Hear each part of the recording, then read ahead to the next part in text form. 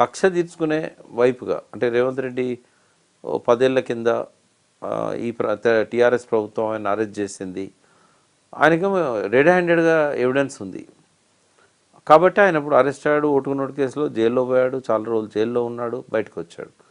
నన్ను అరెస్ట్ చేశారు అనే కక్ష కనుక ఆయన మనసులో పెట్టుకున్నట్టయితే అది కేస్ టు కేస్ డిఫరెంట్గా ఉంటుంది.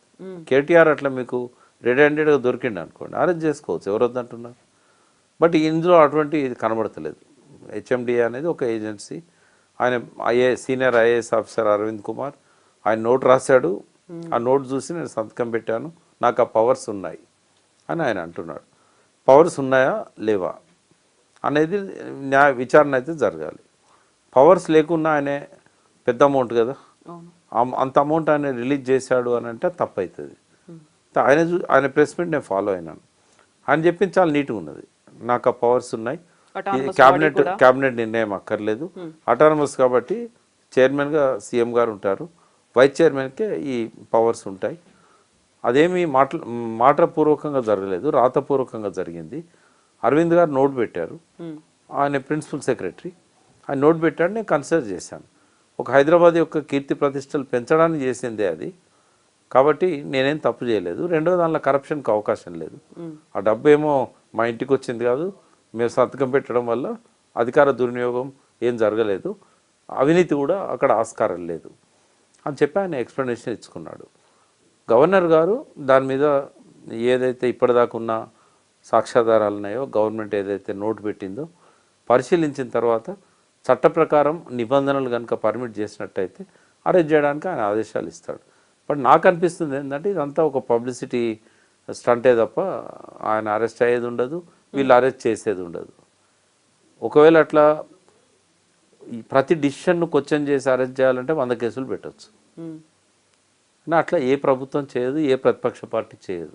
అయితే ఇక్కడ సీఎం రేవంత్ రెడ్డి ఢిల్లీలో అన్నటువంటి ఒక మాట, కేటీఆర్ ఢిల్లీకి వచ్చారు, వస్తూ గవర్నర్ని కూడా పిలిపించుకున్నారు, అనుమతి ఇవ్వకుండా అడ్డుపడడానికే ఇలాంటి చర్యలు, లాబింగ్ అనేది జరుగుతుంది అనేది. కేటీఆర్ పిలిస్తే గవర్నర్ వస్తారమ్మా? కేటీఆర్ ఇవాళ కేంద్రంతో చెప్పుంటారు, వాళ్ళు పిలుస్తున్నారు, ఇద్దరి మధ్యలో ఫ్రెండ్షిప్ అని. యాక్చువల్గా ఫ్రెండ్షిప్ కాంగ్రెస్ కును బీజేపీకే దగ్గరగా ఉంది ఇక్కడ. అంటే కాంగ్రెస్ అంటే పార్టీగా కాదు, రేవంత్ రెడ్డి గారికి మంచి సత్సంబంధాలు ఉన్నాయి. మొన్ననే చూసాం కదా మనం, హోమ్ మినిస్టర్స్ మీటింగ్ పెడితే మీటింగ్ అయిపోయినాక వచ్చేయాలి కదా. అమిత్ షా ఇంటికి పోయి ఏకాంతంగా 15 నిమిషాలు ఎందుకు మాట్లాడాలి? ఎప్పుడు బట్టి నెంబర్ పెట్టుకుపోయేటోడు లేదా ఉత్తమం తీసుకుపోయేటోడు, ఎందుకు పోయిండు ఆయన ఒక్కడే? అది కూడా వాళ్ళ రెవెన్యూ మినిస్టర్ మీద ఈడీ దాడి జరిగిన తర్వాత ఎందుకు పోవాలి? అంటే ఇటువంటివన్నీ రేవంత్ రెడ్డి మీద అనుమానాలకు తావిస్తున్నాయి తప్ప కేటీఆర్కు మొదటి నుంచి కూడా కేటీఆర్ కేసీఆర్ బీజేపీకి అగెనిస్ట్గా ఉన్నారు. వాళ్ళు అగెనిస్ట్ ఉన్నారు కాబట్టే కదా కవిత మీద ఈ కేసులు ఇవన్నీ కూడా. కాబట్టి నాకు తెలిసి బీజేపీ సపోర్ట్ వాళ్ళు తీసుకోలేరు, వీళ్ళు అడిగినా కూడా బీజేపీ సపోర్ట్ ఇవ్వదు. ఆయన ఢిల్లీ పోయినంత మాత్రాన అదే యాదృచ్ఛికంగా గవర్నర్ పోవడం, ఆయన పిలిపించుకున్నారని చెప్పి ఆరోపణ చేయడం అనేది కరెక్ట్ కాదు.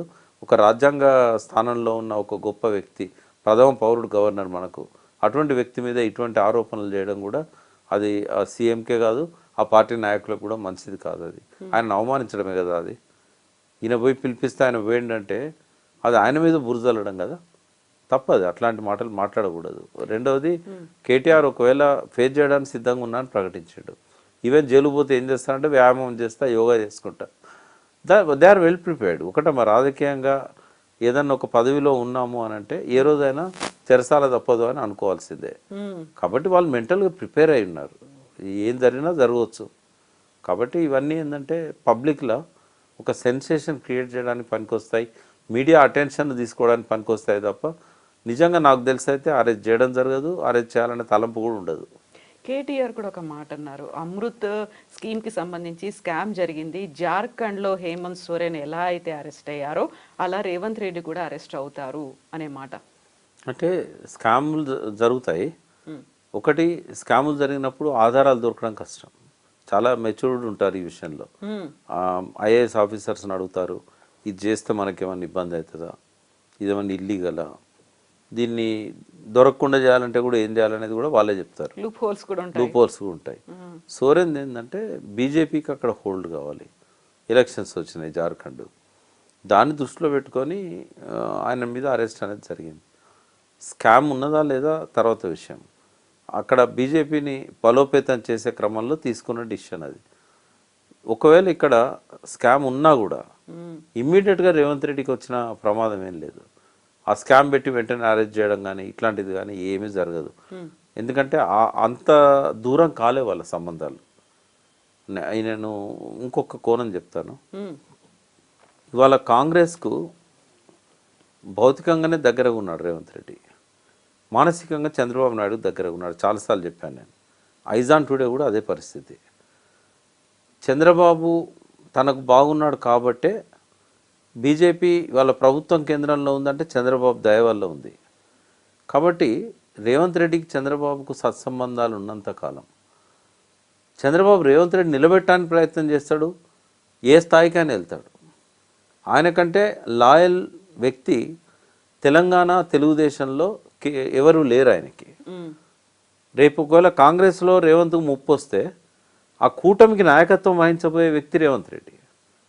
రేపు ఏర్పడబోయే తెలుగుదేశం జనసేన బీజేపీ కూటమికి నాయకత్వం వహించబోయే వ్యక్తి రేవంత్ రెడ్డి. కాంగ్రెస్ ఎప్పటికీ కూడా ఆయనకు సేఫ్ ప్లేస్ కాదు. చాలా క్లెవర్ పొలిటీషియన్ ఆయన, కీడించి మేలేస్తాడు. కాబట్టి బీజేపీ వాళ్ళ ప్రభుత్వాలను కూలుస్తున్నది అనేది చిన్న పిల్లవాడికి కూడా తెలుసు. కాబట్టి రేవంత్ రెడ్డి తన జాగ్రత్తలు తను ఉన్నాడు. పార్లమెంట్ ఎలక్షన్లప్పుడే మనం మాట్లాడుకున్నాం, కావాలని డమ్మీ క్యాండిడేట్లను పెడుతున్నాడని నేను ఆధారాలతో సహా చెప్పాను. నేను అక్కడి నుంచే ఇంకోటి, మోడీ తనంతను తగ్గించుకోవడంలో కూడా ముఖాముఖి పోటీలు తీసుకురావాలని చెప్పి రేవంత్ రెడ్డికి పరోక్షంగా సహకరించాడు. చంద్రబాబు నాయుడు ప్రతి విషయంలో కూడా ఆ సయోధ్యలో మధ్యలో ఉంటాడు ఆయన. ఇంకా జనంలో ఒక చర్చ ఏం జరుగుతున్నదంటే ఇన్వెస్ట్మెంట్స్ అన్ని విజయవాడ తరలిపోవడానికి హైడ్రాన్ తీసుకొచ్చాడు. అంటే చంద్రబాబుకు రేవంత్ రెడ్డికి ఉన్న ఆ సంబంధాన్ని ప్రతి ఒక్కరు ధృవీకరిస్తున్న ఈ టైంలో బీజేపీ చంద్రబాబును కాదని రేవంత్ రెడ్డి మీద చేస్తుందా? చాలా సేఫ్ ప్లేస్లో ఉన్నాడు రేవంత్ రెడ్డి, సేఫ్ గేమ్ ఆడుతున్నాడు. ఇంకోటి ఏంటంటే మైండ్ గేమ్ ఆడుతున్నాడు ఆయన. దురదృష్టం ఏంటంటే ఆ మైండ్ గేమ్లో టీఆర్ఎస్ అగ్రనాయకులు కూడా పడిపోయారు. ఆ మైండ్ గేమ్ నుంచి బయటపడి వాళ్ళు ఏం చేయాలనో వాళ్ళు డిసైడ్ చేసుకుంటే ప్రజలను ఆ మైండ్ గేమ్లో వీళ్ళు కూడా ఇన్వాల్వ్ చేయకుండా ఉంటారు. మైండ్ గేమ్ నడుస్తున్నది లాస్ట్ 11 నెలల నుంచి. ఆ మైండ్ గేమ్ ప్రభావము బీఆర్ఎస్ అగ్రనాయకుల మీద కూడా ఉన్నది. As early as possible they have to కమ్అట్ from the mind game, Revanth Reddy mind game. ఒకప్పుడు కేసీఆర్ ఎట్లా శాసించాడో అన్ని పార్టీలను తన వాక్చాతుర్యంతో తన మాటతోని ఇవాళ రేవంత్ రెడ్డి శాసిస్తున్నాడు. ఆయన నోరు జారి మాట్లాడినా, బూతులు తిట్టినా ఏదైనా ఒక వార్త అవుతున్నది, దాని చుట్టే సెన్సేషన్ అవుతున్నది. వాళ్ళ అదృష్టం ఏంటంటే కేసీఆర్ దూరంగా ఉన్నాడు. కేసీఆర్ దూరంగా ఉంటే కూడా మళ్ళీ ఆయనే మాట్లాడతాడు. ఎందుకు రాలేదు దూరం, కాదు నిన్ను మర్చిపోయారు జనం అని అన్నాడు కదా, మరి నువ్వెందుకు జ్ఞాపకం చేస్తున్నావు? నేను రేవంత్ అడుగుతున్నా, మర్చిపోయారు జనం అని నువ్వే అంటున్నావు, మర్చిపోనే రాదు, నువ్వెందుకు జ్ఞాపకం చేస్తున్నావు మళ్ళా? అంటే అది కూడా ఒక మైండ్ గేమే. ఈ ఉచ్చులోంచి బయటపడాలి కేటీఆర్ గారు, కేసీఆర్ గారు.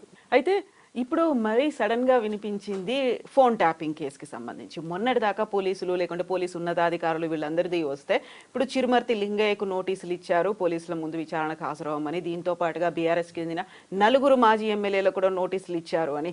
ఆ దిశగా కూడా నరుక్కుంటూ ఏమన్నా వస్తున్నారా? అంటే దాన్ని లైవ్లో ఉంచడానికి చేస్తున్న ప్రయత్నం ఇది. ఓకే, ఫోన్ ట్యాపింగ్కి ఎమ్మెల్యేలకు ఏం సంబంధం ఉంటుందమ్మా? అంటే ఆయనే వెళ్ళి డైరెక్ట్గా ఈ స్థానికంగా ఉన్నటువంటి నేతల ఫోన్లు ట్యాప్ చేయమని ప్రభాకర్ రావు గారి దగ్గరికి వెళ్ళారు అనేది చేస్తారా వాళ్ళు? ఇప్పుడు ప్రభాకర్ రావు గారి స్టేచర్ ముందట ఒక ఎమ్మెల్యే చాలా చిన్నది. ఆయన సీఎంకు జవాబుదారీగా ఉంటాడు, హోమ్ మినిస్టర్కి జవాబుదారీగా ఉంటాడు, డీజీపీకి జవాబుదారీగా ఉంటాడు, హోమ్ సెక్రటరీకి జవాబుదారీగా ఉంటాడు. ఎమ్మెల్యేలు పోయి రిక్వెస్ట్ చేస్తే ఫోన్ ట్యాపింగ్ చేస్తాడు ఆయన?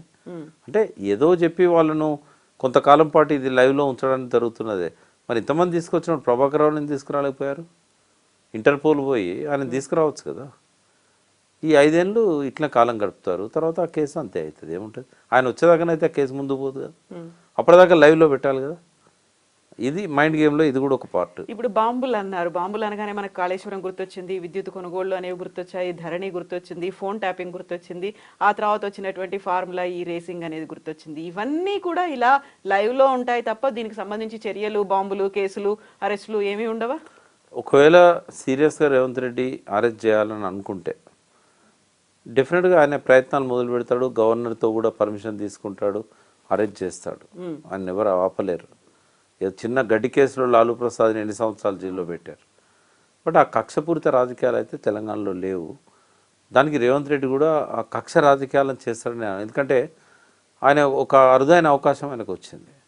వచ్చినప్పుడు అది సీటు కాపాడుకోవడానికి చాలా మెచ్యూర్డ్గా ఆలోచిస్తాడే తప్ప ఈ చిల్లర రాజకీయాలు చేస్తాడని నేను అనుకోవట్లేదు. ఆధారాలు ఉన్నా అరెస్ట్ చేస్తాడని అయితే నేను అనుకోవట్లేదు. ఒకవేళ అట్లా అరెస్ట్ చేయదలుచుకుంటే పార్లమెంట్ ఎలక్షన్ల ముందు చేసేవాడు.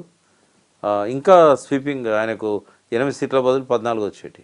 అయితే ఇప్పుడు మనకి ఎన్నికలు అనేవి ఇంకా 4 ఏళ్ళు ఉన్నాయి కాబట్టి ఒకవేళ జమిలియా వస్తే తెలియదు, కానీ అప్పటిదాకా వేచి చూసి కరెక్ట్గా ఎలక్షన్స్ ముందైనా ఏమైనా ప్లాన్ ఉంటుందా?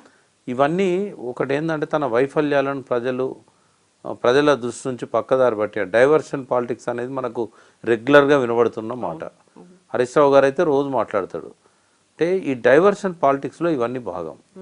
ఇప్పుడిప్పుడే ఎలక్షన్స్ ఏం రావు కాబట్టి ఇప్పుడు అరెస్ట్ చేసేది ఉండదు, ఇవన్నీ ఏముండదు. కానీ అమ్మ పులి అన్నట్టుగా ఒక భయము, ఒక బుసకొట్టుడు కరవది, బుస కొడుతుంది. ఇట్లాంటిదంతా మైండ్ గేమ్లో భాగం అవుతుంది. ఈ డైవర్షన్ పాలిటిక్స్ అనేది మైండ్ గేమ్. ఇది జరుగుతున్నది. ఏ బాంబుల గురించి ఎవరు మంత్రి మాట్లాడినా, లేకుంటే ఎక్కడ ఎవరి మీద ఆరోపణలు చేసినా దాని వెనకాల ఉన్నది మైండ్ గేమే తప్ప రియల్ గేమ్ కాదు. ఎస్ ప్రకాష్ గారు, థ్యాంక్ యూ సో మచ్ అండి. Thank you.